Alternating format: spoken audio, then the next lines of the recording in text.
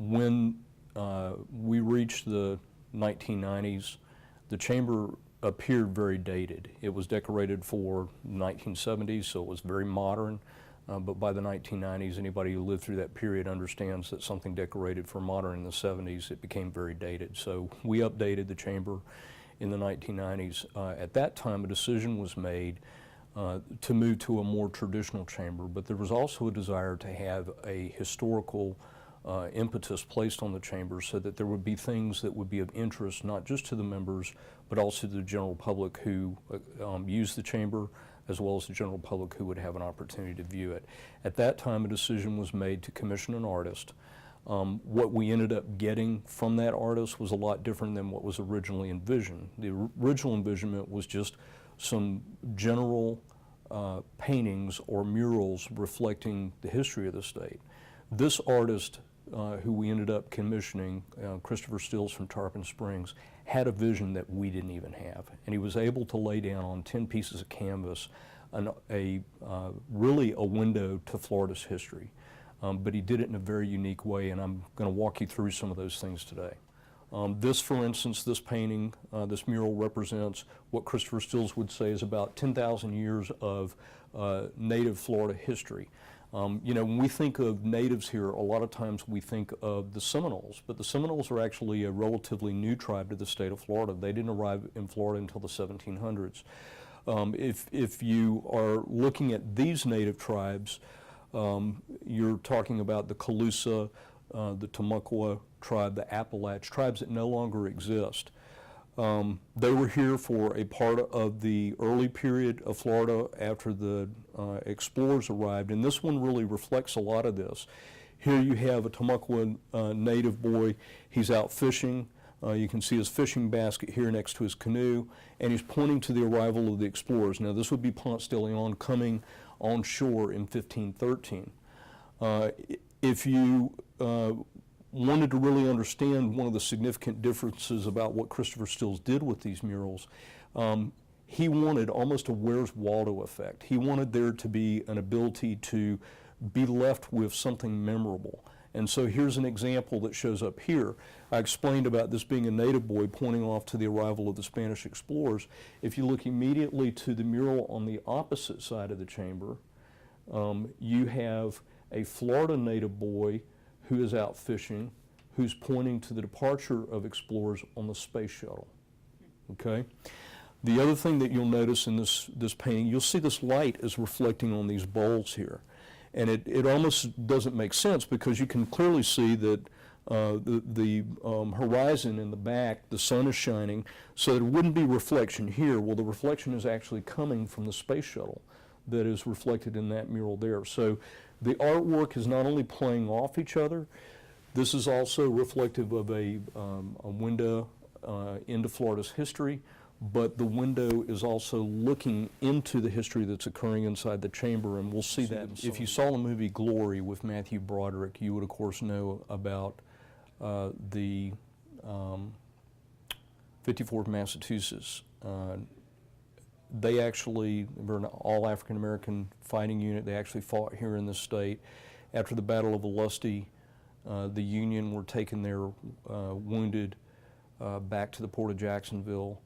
The train broke down. The 54th literally strapped the train on their backs to pull it to a point where the train could be repaired, and that's what's reflected here in this mural. You also see the industries that were important to that war effort, but also the industries important to the state at that period would be salt. Of course, you have turpentine, you have timber, you have cattle, and these are actually foundation cattle. These longhorns that the Spanish would have originated back with the Spanish bringing cattle into the state. This is also a good mural to reflect two things. One, Christopher Stills painted all of the Florida sports teams that existed during that period, collegiate sports teams. So you have the Florida Rattlers, you have the USF Bulls, you have the UCF Knights over there, of course you have the Florida Seminoles that we've already seen, and you have the Florida Gators over here. Another thing that is reflected in this mural, the original mural we saw begins with the sun rising, then you have the early morning, then you have the afternoon, then you have, as the sun's going down, here we have dusk, and here we have nighttime, and then you have a new day starting over here. So again, this is a lot of play on the murals reflecting an artistic value more so than just painting a history of the state. Here you have actually the birth of our tourism industry. Harriet Beecher Stowe, who wrote Uncle Tom's Cabin, wrote a book called Palmetto Leaves, and it talked about the beautiful land of Florida. Among other things, it talked about the beautiful land of Florida that could be traveled. Tour operators began having tourists come into the state, traveling down what would have been our highways during that period. This would have been our waterways. And if you look in this mural, you can see the outline of the state of Florida. This is embedded in each one of the murals. It's hidden. Here you see the state of Florida outlined. And you can see the waterways of the state, which are made by the branches of this tree. Christopher Steele's the artist is actually here on the boat. He painted himself into the artwork, and he's looking at the Florida Gazette outline of the state as well. You also have the delivery of our mail during that period. Florida, again, the highways of the state were used to deliver the mail close by. Here you have the birth of new things in Florida during this period. Of course, the Greek immigrants brought us the sponge industry, which is reflected by the divers outfit as well as the sponges there. Tourism, of course. You have first in transportation in this period, actually the first commercial flight, for instance, which took you from St. Petersburg, Florida, all the way to Tampa, first commercial flight was actually in Florida. You have new forms of transportation. This is Flagler's Bridge. That's, of course, in those days, prior to the hurricane destroying the railroad bridge, was by rail. And of course, this is partially the foundation for the 7 Mile Bridge down to the Keys. You have the reflection of the outline of the state as it was viewed there. In that period, tobacco, of course, Rawlings writing the Yearling in this period.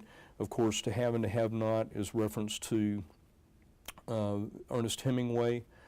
You have the reference to Zora, who's a writer prominent in the African American community, and of course citrus becoming very prominent in this period as well. Also, interestingly enough, you'll notice these initials here. These are some of the agencies that were created during the FDR administration, which were active here, helped us develop some of our original parks in the state of Florida. Among other things. Conservation Corps, of course, is very active here as well.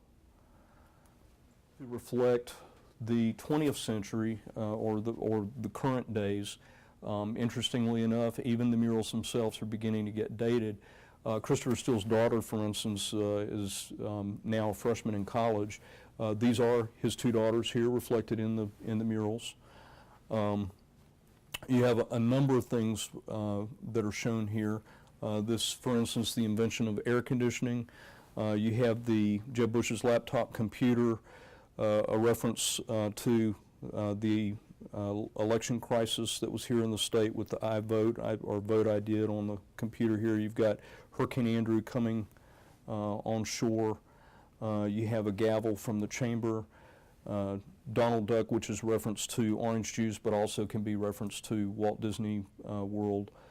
In this period. Of course, you had the folded American flag and the pilot's helmet here reflecting the number of troops that were actually trained in the state of Florida, dating back to Spanish-American War. Spanish-American War, World War I, World War II, Florida was used predominantly as a training base, particularly for jungle warfare. And then all the way up into modern conflicts with the number of bases that we have here. One prominent other thing, of course, the birth of the film industry here in Florida. Of course, we have Weeki Wachee, Silver Springs, the amusement parks located here. You have Claude Pepper's Social Security card, and the raccoon, which a lot of people ask about, is reference to the Hikuna, Florida, Lawton Childs. These last two murals were originally not intended to be in the chamber. The last two murals were actually reflecting the natural history of the state.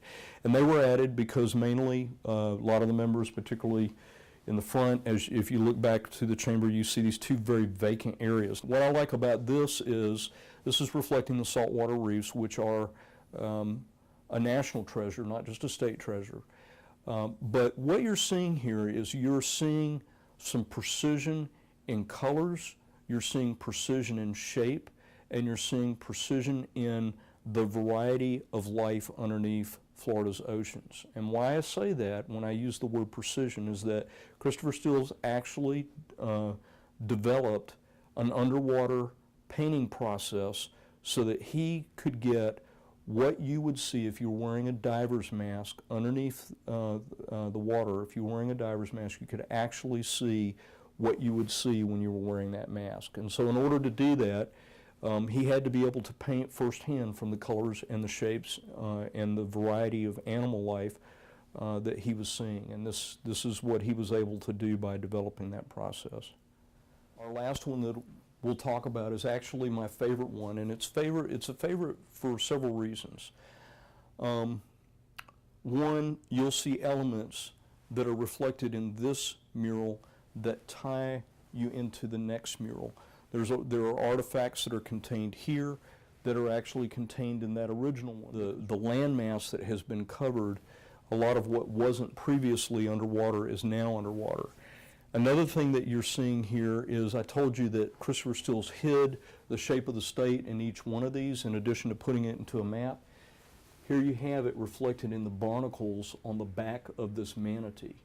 The other unique thing that I like that is just statistically important that really surprises a lot of people. Now, we have people from all over the world that come into this chamber, people from Germany, England, Sweden, France, who we've had the pleasure of being able to take around and talk to them about it. But it's always fun to see a Floridian to find out that their state is a state that produces 19 billion gallons of fresh water, groundwater in its aquifer underneath the state, and that's one of the significant things that our state's known for. It's the largest freshwater aquifer in the world, and that's what this one largely reflects is the value of that fresh water that we have through these freshwater springs in our state.